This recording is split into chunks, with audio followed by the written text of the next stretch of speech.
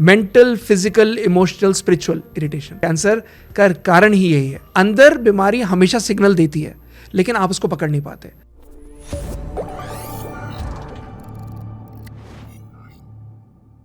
Cancer का कारण ही यही है, mental, physical, emotional, spiritual irritation. तो इमोशनल, हाँ, अगर एक लेडी आई मेरे पास, मैंने इसका एग्जाम्पल पहले भी दिया है। एक लेडी आई मेरे पास, बिल्कुल हिमाचल में रहती हुई और पहाड़ों में रहती थी, सूरज ढलने से पहले खाना खा लेती थी, और उसने मेरे पास आई, रोते हुए बोली कि डॉक्टर साहब ऐसे ऐसे है, मैंने तो कभी कुछ नहीं किया, मेरे सब कुछ अच्छा था, मैंने तो समय रहते हुए खाना खाया, हमेशा वेज खाना खाया, कोई प्योर, मैं पहाड़ों में रही हूँ, कभी कुछ नहीं हुआ, मुझे कैसे हो गया। और डिगिन किया, केस टेकिंग के टाइम पर सारा पूछा। जब वो प्रेग्नेंट थी, तो प्रेग्नेंट होने के टाइम पर उसके हस्बैंड का अफेयर चल रहा था, और उसका हस्बैंड वापस आकर उसको, वो शक की नज़रों से उसको देखती थी, बोलती थी, उसको शक हो गया था, तो वो आकर उसको हमेशा मारता था। और उसको ये था कि भाई मेरे पेट में बच्चा है, मैं कुछ नहीं कर सकती, छोड़ के भी नहीं जा सकती, पति को भी नहीं छोड़ सकती, मैं क्या करूं। उसके साथ वो सहती रही। जब हुआ, डिलीवरी हुई, 2 साल बाद, 4 साल बाद, आई बिलीव 6 साल बाद, बच्चा 6 साल का था, कैंसर डायग्नोज हुआ। भले आप पहाड़ पे रहते थे, प्योर खाना खाते थे, साथ विद सोच थी, सब कुछ था, लेकिन इमोशनल इरिटेशन था, पति के धोखा झेल रही थी, कैंसर। ये सारी प्रॉब्लम होती है। ये तो बहुत स्कैरी फिर है। अगर आपको सात्विक, तभी कहते हैं कि 4 चीज़ें हमेशा बहुत ज़रूरी है। अच्छा माइंडसेट, अच्छा हेल्थ सेट, जैसे आपने कहा जिम जाना और बाकी सारा वर्कआउट्स, अच्छा सोल सेट, और अच्छा इमोशनल सेट, हार्ट सेट। अगर दिल प्योर है, अगर दिमाग प्योर है, अगर सोच अच्छी है, मुझे आने में यहाँ 2 घंटे लगे, मुझे कोई इरिटेशन नहीं हुई, कोई इरिटेशन। आगे एक ट्रक फंसा पड़ा था, चीज़ें थी, अटक रहे थे, कोई ड्राइवर परेशान हो रहा था, रेस्टलेस, सर हम लेट हो जाएंगे, कुछ नहीं। क्या कर लोगे आप। सोचो आप कि आप एक प्लेन में बैठे हो, प्लेन में टर्बुलेंस है, पायलट है, पायलट चला रहे, आप थोड़े ना जाके कॉकपिट पे बैठ जाओगे। जस्ट रिलैक्स, क्या करोगे इरिटेशन करके। बट दैट्स वेरी स्कैरी, क्योंकि ये 4 जो आपने परेशानियां बताई, इनमें तो ऑलमोस्ट हर इंसान किसी ना किसी चीज़ से सफ़र कर रहा है। तो वही तो कोई ऑफन बॉडी से कर रहा है, कोई इमोशनल कर रहा है, कोई अलग लेवल पे कर रहा है। लिटिल स्ट्रेस ना शुभांकर लाइफ में बहुत अच्छे होते हैं, बिकॉज आप अपने पीक परफॉर्मेंस पे आते हो।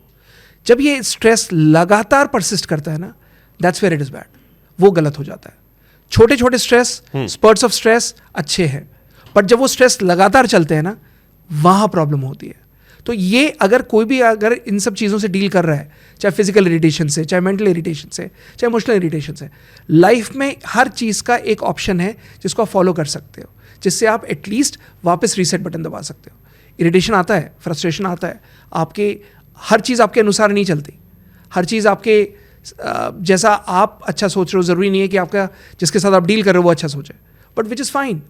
आप वापस रीसेट करके जो भी इमोशन है, जैसा भी है, आप उसको डील करना सीखो ना। अब जैसे मेरी बाईं आंख के ऊपर लगातार फड़फड़ाना शुरू हुआ है, बीते कुछ दिनों से वो लगातार इरिटेशन होना शुरू हो गया है। शुरू में मुझे लगा अच्छा चश्मे का इशू होगा, मैंने किया, थोड़ा बेहतर हुआ, अभी भी आ रहा है। तो क्या मुझे स्केयर होकर टेस्ट करवाना चाहिए? नहीं, square is a wrong word, square गलत वर्ड है। मैंने बताया ना, सारे इमोशन में फियर नहीं होना चाहिए, डर नहीं होना चाहिए।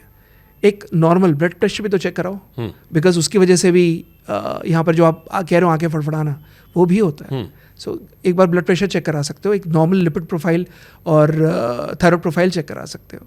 एक लिपिड प्रोफाइल चेक करने पर आपको ट्राइग्लिसराइड्स, कोलेस्ट्रॉल, सारी चीज़ें पता चलेंगी। Get your CBC check. तो चलिए मैं इसको और जनरलाइज करता हूँ। जैसे आपने कहा कि अगर आपकी बॉडी इरिटेट कर रही है तो आप वो कैंसर के लक्षण हो सकते हैं। मेरी बॉडी, मान लीजिए कोई XYZ पर्सन है, उसको एहसास होता है कि उसकी बॉडी में कुछ इश्यूज आ रहे हैं, या मेंटल, या जो भी आपने 4 इमोशनल बात कही। अब ये एहसास होने के बाद पहला स्टेप क्या होना चाहिए? ब्लड टेस्ट, सबसे पहले blood test, complete blood count, LFT liver function test, kidney function test, lipid profile, blood sugar fasting, HbA1c जो पिछले 3 महीने की शुगर बताता है, और पुरुषों के हिसाब से PSA, serum PSA level.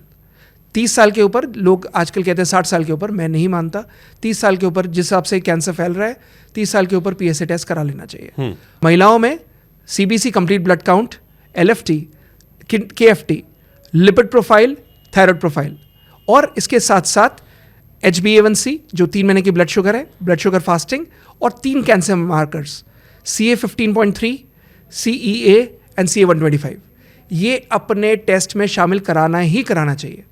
At least आप समय रहते हुए अगर आप ये हर साल कराते रहोगे, सो गॉड फॉरबिड अगर कुछ भी कोई चेंजेस दिखते हैं या कुछ भी अगर दिखता है वेरिएशन है, तो आप समय रहते हुए आपने डायग्नोस कर लिया. Early diagnosis means early cure. जितनी जल्दी डायग्नोस होगा, बिना सिम्टम के डायग्नोस होगा, बिना कुछ कहते हैं स्टेज 1 में डायग्नोस होगा, आप उतनी जल्दी ठीक हो जैसे जाओगे. मेरे पास कुछ लोगों ने सवाल भेजे थे, कैंसर की शुरुआती जांच या जो नॉर्मल ब्लड टेस्ट या बाकी टेस्ट होते हैं उसमें से कैसे पता लगेगा कि कैंसर के संकेत है? ब्लड टेस्ट तो लोग करवाते रहते हैं. अगर उसमें कहीं पे भी वेरिएशन आया है, फिर उसके बाद नेक्स्ट लेवल टेस्ट कराए जाएंगे. बट इनिशियल फर्स्ट लेवल पर ये वाले टेस्ट कराने हैं, जिसमें CBC, LFT, KFT plus CA markers. CA 72.4 एक मार्कर होता है जो आपको स्टमक कैंसर और इंटेस्टाइनल कैंसर पहले ही बता देता है. तो अगर आप ये टेस्ट कराओगे, ये अपने टेस्ट में इंक्लूड करोगे, CA 19.9 पैंक्रियाटिक कैंसर का मार्कर है, वो तभी बढ़ेगा ना जब आपको कोई पैंक्रियास में शिकायत होगी. So it's better to get it done. Cancer जड़ से खत्म हो सकता है? कैंसर बिल्कुल जड़ से खत्म हो सकता है अगर समय रहते हुए आपने उसको ट्रीट करा दिया.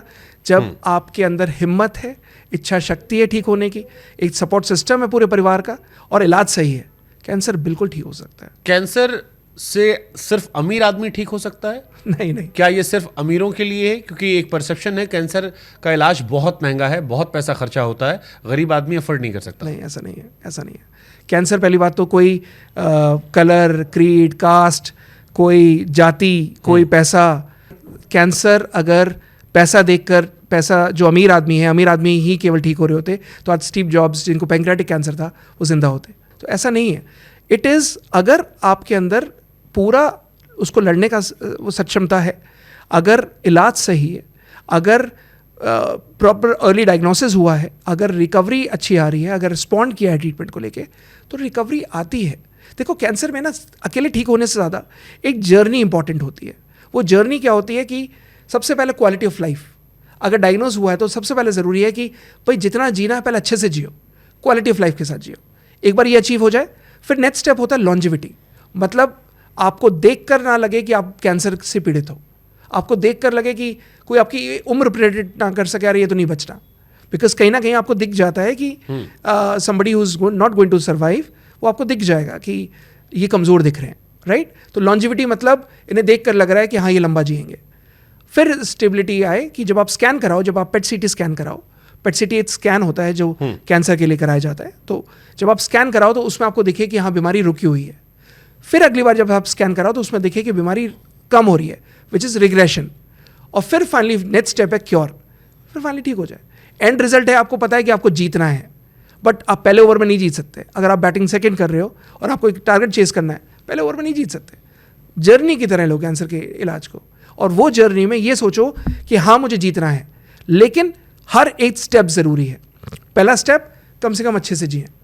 दूसरा स्टेप लंबा जिए, देख के ना लगे कि हाँ मैं बीमार हूँ. तीसरा स्टेप बीमारी रुकी हुई आए. चौथा स्टेप बीमारी कम हो जाए. पांचवा स्टेप जीत जाओ, ठीक हो जाओ. ये कैंसर की जर्नी होती है. और अगर हर पेशेंट ये जर्नी को समझ ले, या हर इंसान चाहे किसी भी चीज़ में, ये छोटी छोटी जीत इंपॉर्टेंट होती है. हर मुकाम पर वो अलग अलग जीत मिलना वो इंपॉर्टेंट होती है. बॉलीवुड से इरफान खान साहब, एप्पल वाले स्टीव जॉब, या बीजेपी के नेता सुशील मोदी जी, ये सब वो लोग थे जिनके आसपास डॉक्टर्स की टीम रही होगी, सक्षम लोग होंगे, अमीर थे, पैसों की कोई कमी नहीं थी.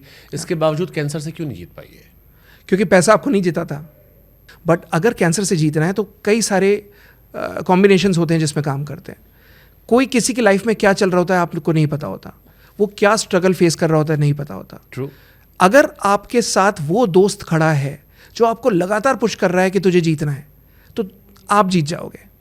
अगर आपके साथ वो एनवायरनमेंट है कि जहाँ पर कोई नेगेटिविटी की एंट्री ही नहीं है, तो आप जीत जाओगे. अगर आपके साथ वो इलाज है जिसमें वो डॉक्टर, वो टीम आपके साथ खड़ी है, जिसमें आपको वो हारने का मौका ही नहीं दे रही, तो आप जीत जाओगे. और अगर आपने मन में ही ठान लिया कि चाहे आप बीच में कितना कमज़ोर हो, चाहे शरीर में कितना भी दर्द हो, चाहे कंडीशन कितनी भी वर्स हो, नहीं मैं बेहतर हूँ, आप पॉजिटिव मैनिफेस्ट कर रहे हो, पॉजिटिव एक्सपेक्ट कर रहे हो, और पॉजिटिव आउटकम आ रहा है, तो ऐसा होगा नहीं कि आप ना जीतो.